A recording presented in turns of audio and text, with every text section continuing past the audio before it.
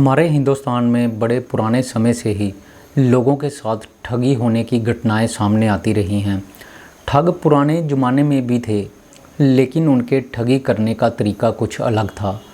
लोग राह चलते लोगों को ठग लिया करते। मान लीजिए कोई आदमी जंगल से जा रहा होता, उसको रास्ते में अपनी बातों में उलझा लेते और उनके साथ पैसे वगैरह की लूट कर लेते। या ऐसा होता कि ठग लोग अपनी वेशभूषा बदलकर लोगों के घरों में चले जाते और फिर उनको बातों में उलझाकर उनसे जो उनका पैसा, जो गहने वगैरह लूट लिया करते। ठगी का काम ये जो है ये बदस्तूर जारी है। समय बदला है, लेकिन ठगी उसी तरह से हो रही है। ठगी का तरीका बदला है, लेकिन इस पर कभी भी लगाम नहीं लगाई जा सकी। तमाम सरकारें आती रही जाती रही, लेकिन ऐसे असामाजिक तत्वों पर लगाम ना लगाई जा सकी और ना ही इनको ख़त्म किया जा सका। आज के ज़माने में भी ठगी की अनगिनत घटनाएं सामने आती रहती हैं, लेकिन ये ठग लोग ज़माने के साथ मॉडर्न हो चुके हैं, बदल चुके हैं। इनका लोगों को लूटने का तरीका जो है वो बदल चुका है। ये तरीका इतना मॉडर्न हो चुका है कि आजकल पढ़ा लिखा इंसान भी इन लोगों के जाल में फंस जाता है। जी हाँ दोस्तों, ऐसी ही एक घटना पिछले दिनों नोएडा में होती है। नोएडा में साइबर ठगों ने एक लेडी डॉक्टर को अश्लील वीडियो भेजे और फिर उसको डिजिटल अरेस्ट कर लिया। डिजिटल अरेस्ट ये शब्द सुनने में एक नया शब्द है। डिजिटल अरेस्ट ऐसा होता है मानो आप घर में बैठे हैं, आपको फ़ोन कॉल आती है, उसमें आपको बोला जाता है कि आप हमें वीडियो कॉल कीजिए। वीडियो कॉल में उसको जो अपने सामने बिठाकर रखा जाता है, इसी को डिजिटल अरेस्ट कहा जाता है। और फिर उसको बोला जाता है कि तुम हमारे सामने ही रहोगे, इस जगह से तुम बाहर नहीं जा पाओगे। और टारगेट को तरह तरह की धमकियां दी जाती हैं कि अगर तुम वीडियो कॉल को बंद करके कमरे से बाहर जाते हो तो हम ऐसा कर देंगे, हम वैसा कर देंगे। और इस तरह से टारगेट जो होता है वो इतना डर जाता है कि वो अपने आप को उसी कमरे में बंद करके रख लेता है और इस तरह से वो डिजिटल अरेस्ट हो जाता है।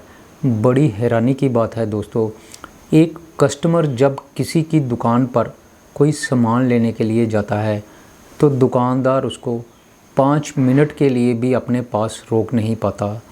कस्टमर सीधा सीधा ही कहता है कि इतने पैसे दूंगा, अगर आप इतने पैसे में मुझे सामान देना चाहते हो तो ठीक है, नहीं तो मैं जा रहा हूँ। और वह 1 सेकंड में दुकान से बाहर हो जाता है। एक दुकानदार सामने होते हुए भी एक कस्टमर को होल्ड नहीं रख पाता।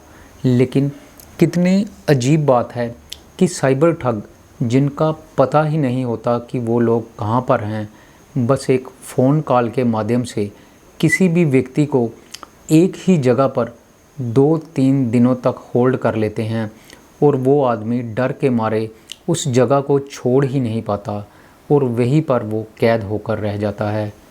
तो चलिए दोस्तों, कहानी की तरफ बढ़ते हैं। नोएडा में जिस लेडी डॉक्टर को टारगेट किया गया था, उसके बैंक खाते से 60 लाख रुपया निकाल लिया जाता है। उसको धमकियां दी जाती हैं कि हम तुम्हारी बेटी को किडनैप कर लेंगे। और इस तरह वो लोग उस लेडी डॉक्टर को 2 दिनों तक डिजिटल अरेस्ट करके रखते हैं।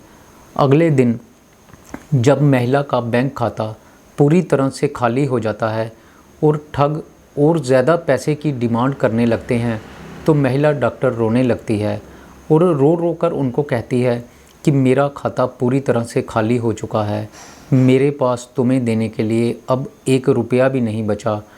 उसके बाद जो ठग हैं वो फ़ोन कॉल को डिस्कनेक्ट कर देते हैं और महिला होश में आती है और फिर वो थाने जाकर अपनी रिपोर्ट दर्ज करवाती है। दोस्तों, मामला 17 सेक्टर का है। 13 जुलाई को महिला डॉक्टर के पास एक फ़ोन आता है। फ़ोन करने वाला शख्स उसको बोलता है कि हम telephone regulatory authority of India से बोल रहे हैं।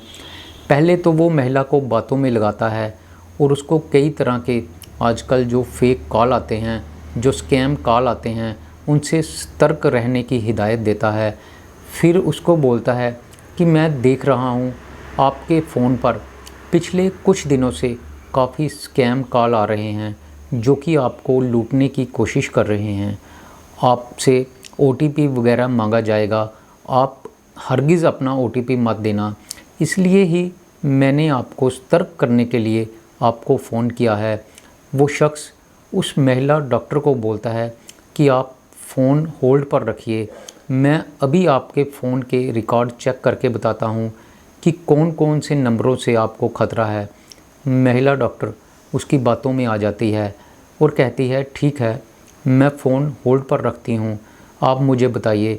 वो आदमी जैसे ही महिला का फ़ोन होल्ड पर रखता है वह कुछ देर बाद बोलता है कि मैं आपके व्हाट्सएप की कॉल रिकॉर्डिंग चेक कर रहा हूँ, आपके फ़ोन पे अश्लील वीडियो भी किसी को लगातार भेजी जा रही है। महिला ये सुनकर सख्ते में आ जाती है, वो घबरा जाती है। वो बोलती है कि ऐसा कैसे हो सकता है, मेरा फ़ोन तो हमेशा मेरे पास ही रहता है, मैंने तो आज तक अपना फ़ोन अपने स्टाफ के किसी मेंबर तक को भी नहीं दिया, मैं डॉक्टर हूँ, मैं भला ऐसा काम क्यों करूँगी। लेकिन वो आदमी कहता है कि अब आपकी बात सीधे पुलिस स्टेशन में होगी और वो बोलता है कि मैं आपकी कॉल को पुलिस स्टेशन ट्रांसफ़र कर रहा हूँ।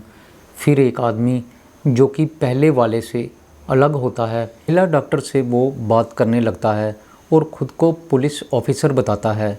फिर पुलिस वाला उससे बात करता है और महिला को कहता है कि तुम पोर्न स्कैन में भी शामिल हो, तुम दूसरों को पोर्न वीडियो भेजकर उनसे ठगी करती हो। ये बात सुनकर महिला डर जाती है। पुलिस वाला बोलता है कि तुम्हारे फ़ोन का रिकॉर्ड तो यही बता रहा है, अब तुम्हारे नाम का अरेस्ट वारंट जारी होगा और तुम्हें गिरफ़्तार कर लिया जाएगा, तुम्हें गिरफ़्तार करके पुलिस स्टेशन लाया जाएगा। महिला घबरा जाती है, वो बोलती है कि हो सकता है कि किसी ने मेरे फ़ोन का क्लोन बना लिया हो और ऐसा काम करने वाला कोई और भी हो सकता है, लेकिन ऐसा मैंने नहीं किया, मुझे फंसाया जा रहा है। तो वो पुलिस वाले को ये भी बोलती है कि सर कोई रास्ता निकालिए जिससे मैं बच सकूं, और कहती है कि देखिए मैं डॉक्टर हूं, मेरा कैरियर ख़त्म हो जाएगा, आप लोग ही मुझे बचा सकते हैं। उसके बाद उस महिला डॉक्टर को अलग अलग नंबरों से फ़ोन आने लगते हैं, अनगिनत मैसेज आने लगते हैं।